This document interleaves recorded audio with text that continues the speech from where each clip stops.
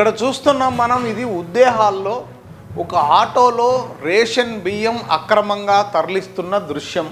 కనేకల్లు, బొమ్మన్హాలు ఆ చుట్టుపక్కల మండలాల నుంచి ఉద్దేహాలకు తీసుకొచ్చి ఒకసారి డంపు చేసి అక్కడి నుంచి కర్ణాటకకు తరలిస్తున్నారు.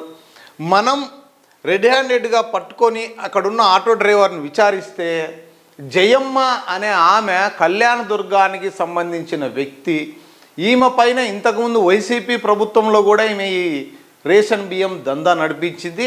ఈమెను బైండ్ ఓవర్ కూడా చేశారంట. ఈమె పైన కేసులు కూడా ఉన్నాయి. అయినప్పటికీ తగ్గేదే లేదని, ఎవరెవరికి మామూలు పోతున్నాయి, అందరికీ ఇస్తున్నాను కదా నేను అని గట్టిగా ఆరోపణలు అయితే వినిపిస్తున్నాయి. మరి ఎవరెవరికి ముడుపులు అందుతున్నాయి ఏంటి అనేది క్షుణ్ణంగా ఒకసారి పరిశీలన చేసి మొత్తం వారి పేర్లతో సహా బయట పెట్టే పరిస్థితి అయితే AP39 టీవీ తీసుకొస్తుంది. ఇక్కడ చూస్తున్నాం ఆటోలో రేషన్ బియ్యం అంటే ఇవి కొన్ని తీసుకురావడం. ఈ వ్యక్తి అయితే చెప్తున్నాడు జయమ్మ మా హెడ్ అని కూడా చెప్తున్నాడు.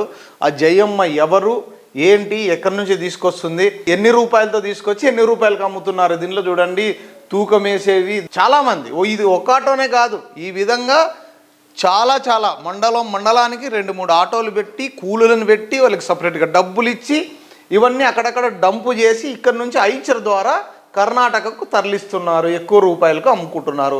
మరి అధికారులకు తెలియదంటే పట్టపగలే అందరికీ అన్నీ తెలుసు. మరి ప్రశ్నించేవారు ఎవరు? అందరికీ ముడుపులు అందుతున్నాయి కదా, మరి ఎవరు పట్టించుకుంటారు? అదేదో ప్రభుత్వమే అంత డబ్బులు కొని పేదలకు ఇచ్చేటప్పుడు ప్రభుత్వమే మళ్ళీ వీళ్ళ నుంచి కొనుక్కుంటే మేలేమో అని కొంతమంది అనుకుంటున్నారు. మరి అన్ని రూపాయలు ఖర్చు పెట్టి పేదల కోసం ప్రభుత్వం కొనుగోలు చేసి వీరికి ఏదో ₹2 ఇస్తే వీళ్ళు 10 రూపాయలకి 10 రూపాయలు కాదు 20 రూపాయలకి అమ్ముకుంటున్నారు. ఆ 20 రూపాయలకి అమ్మిన తర్వాత వీరు నైస్ బియ్యంగా తయారు చేసి 30 రూపాయల నుంచి 40 రూపాయలకి అమ్ముకుంటున్నారు. అంటే ప్రజల్ని ఏ విధంగా మోసం చేస్తున్నారో చూడండి. మరి దీని వెనకాల ఎవరున్నారు ఏంటి అనేది AP39 టీవీ అతి త్వరలో మొత్తం అన్ని బయట పెట్టబోతోంది. ఏ మండలాల్లో ఎవరెవరు చేస్తున్నారు అనేది క్షుణ్ణంగా వివరించబోతోంది AP39 టీవీ.